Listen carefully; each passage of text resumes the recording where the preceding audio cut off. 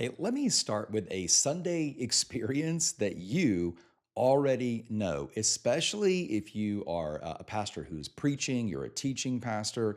You may be working in student ministry, kids ministry, but if you're on a stage and you're communicating content, right, messages, sermons, any of that stuff, you have felt this before. Here's how it feels. You prepared really hard.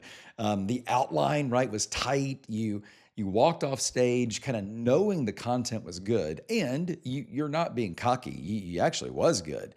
You hit every point. You didn't fumble any transition. I mean, really, by every measure that you at least can name, you nailed it. The message worked. And here's the problem: the room, it just still felt kind of disconnected. Like it felt like there was a pretty big chasm between you and the people in the room, you know? And the front row may only be 6, 10 feet away from you, but it felt like it was miles away from you. And you can't prove this, right? But you felt it. Like there were plenty of polite nods, energy, but that never really kind of got going. I mean, people were present in their seats, but they weren't fully present, right, in their eyes or in their posture. That's the conversation today. Why your best prepared message can land so softly. And like, what's a shift that you could make to maybe make this next message connect better? Here's what makes this I think so frustrating. Like when your content is weak, and I don't want to say any of us have weak content, but you know what I mean, right? If the content isn't great, if the message isn't great, you know what to work on, you know what to fix. I mean, you know that you need to put more effort into studying. You need to spend more time revising the outline, right? I mean, there's a clear move when the problem is obvious. But this is kind of the problem where everything on paper feels right. So when the room is kind of cold, you really don't have anywhere obvious to point to. So you start pointing at things that, honestly, that you can't control, right? It's probably the culture. People have phones, are too busy, their attention spans, well, this time of year is always hard for. I mean, the worship set didn't work first. That made me, again, all the different, and their rationalizations, right? Because you're looking for an explanation. And when it isn't obvious, you got to find something. I mean, every one of those things can give you an explanation, but it doesn't give you a solution. And those aren't often the actual explanation. They're usually more rationalizations. None of them is the actual leak here in the problem, the connection leak. And as long as, we blame the room or things around the room, we never really get to the heart of this problem. So let me unpack where this problem actually lives. While you're preaching, and I have listen, I've been preaching for 20 something years now. So I know this feeling like the back of my hand. So I want you to take yourself back to that platform the last time that you were communicating. Again, it could be a welcome or a vision moment. It could be a full message. It could be in student ministry. Again, wherever this may be for you. So while you're talking, while you're communicating, there is a second track, isn't there, running in your head?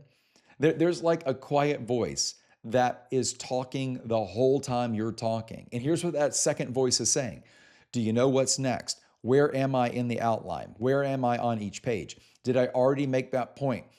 Do I have time for the third illustration? All right. And hopefully not. You don't need three illustrations. But, right, that second track, it feels like diligence. Like it feels like the responsible preacher staying on track and making sure you cover everything in the message, right? But it's actually a leak. Because every second your mind is asking or thinking or listening to the other voice saying, what comes next? Do you know where you are? Your attention is off of the crowd in front of you and you are attached to the content inside of you. Like your eyes may be up, but your focus isn't. Your eyes may be looking out, but your focus is looking in. And here, if you could remember anything about this conversation, remember this: you cannot connect to the crowd while you are connected to your content. Like I learned this the hard way. It took me a while to figure this out. Like, and I hope you do this too. I watch myself all the time. And I remember early in my kind of pastoral teaching, preaching tenure, I watched myself preach on video on a Monday, and again, we should all be doing this. And I'll tell you, the content, it was all there, like nothing was missing. And I could see it. I was locked in mentally on my place in the outline while real people sat there waiting for me to just actually see them and talk with them, have a conversation with them, not with that other voice in my head. I mean, you probably know this, but great content without connection is still poor communication. So the manuscript that I was so proud, to have, created over the week or two or three, just quietly kind of becomes this security blanket on stage. And it was holding my focus hostage. So the fix, by the way, is opposite of many of our instincts. Your instinct says, well, add a point, add a story, add more notes so that you don't lose your place. But here's the real fix. The fix is to subtract. Let me kind of walk you through how this actually looks. All right. So there are three moves, and they are like structural, mechanical. Anybody, any of us can do these three things to make our messages stronger and more connected to the congregation because we won't be so connected to our internal thought. Here it is. One, preach a journey instead of an outline. Like an outline is a kind of stack of paragraphs that you're trying to remember in order. That's a heavy thing to carry while you're also trying to look at people and connect with them. Here's what I love about a journey, though. A journey is just a path that has a few kind of trails and a few turns on it, right? So if you can just memorize the 4 or 5 moments where your journey changes direction, everything else is just filler around those roads. So a journey is light enough to hold in your head. You can memorize a journey without becoming disconnected from the crowd, and it frees up your attention. So let's stop writing outlines and let's start crafting journeys. That's one. Okay, here's the second thing. I need you to start rehearsing until it is effortless. Now, I don't mean like you read your manuscript out loud once on, Saturday. That's not rehearsing, okay? You have to rehearse until you can basically deliver the journey, not every word perfectly, but the journey with your eyes closed. Because that's really the only way you're going to be able to deliver it with your eyes open and focused on people. So effortless, you know this. Anything that looks effortless, it looks like you didn't put any effort into it. The reality is that people who make things look easy have put lots of time and work into it.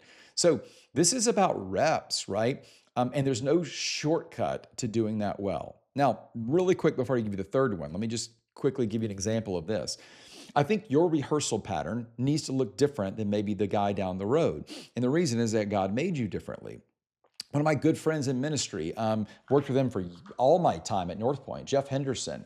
Jeff Henderson told me early on that he rehearsed, and this may be different today, but back in the day, he rehearsed 7 times out loud before he delivered on Sunday.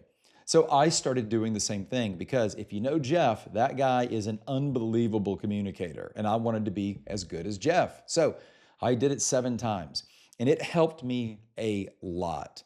But I also found over time that many rehearsal reps began to make me a little more mechanical than I wanted to be. So here's what I started doing. I would rehearse the full outline out loud, 2 times, maybe 3 times, just depending on the complexity of the content. And then, almost like an actor you've heard getting off book, I would go off script. And then I would get my plasma TV notes or my screen, what's going to show up on the screens.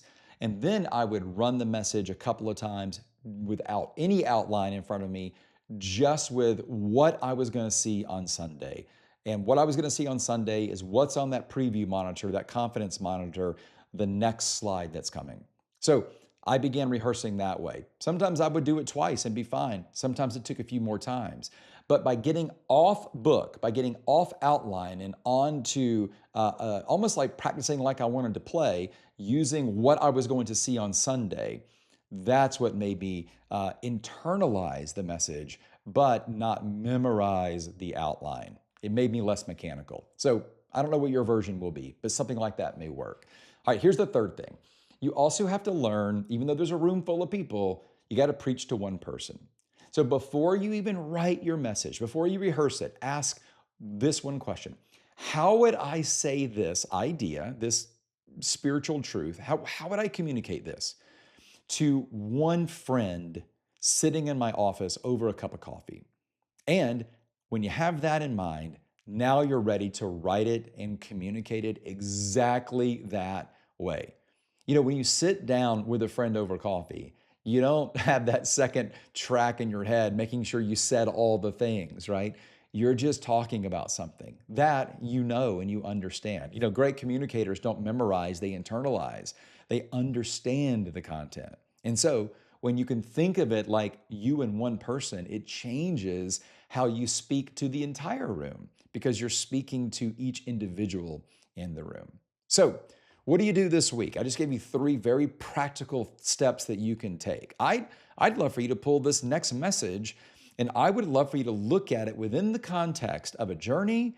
I would like for you to think about how you crafted it. Do you have one person in mind? And I'd like for you to think about how you're going to rehearse it, right?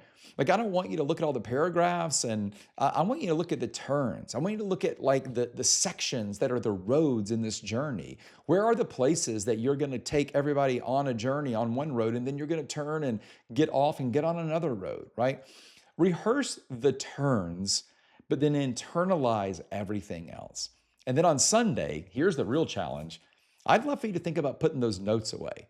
Put them far away so that you aren't relying on them and you're not looking down the whole time. Instead, you are looking up. That is such a better way to communicate. And it might feel impossible today, but if you start crafting your message with one person in mind, if you start writing it as a journey, not as an outline, and if you rehearse the way that works best for you, you can do it. So, if you have any questions about how I do that and how, I spent about 20 years with North Point Ministries learning these techniques. And so, if you would like to have any answers about this, if you want to talk about how to use a confidence monitor better, any of that stuff, hey, you know where I am. Shoot me an email, gavin@gavinadams.com. Go to my website, shoot me a contact form. Just get in touch and let me kind of help you understand what a system can look like to help everybody in your room connect with you and the message better. Hey, talk to you next time.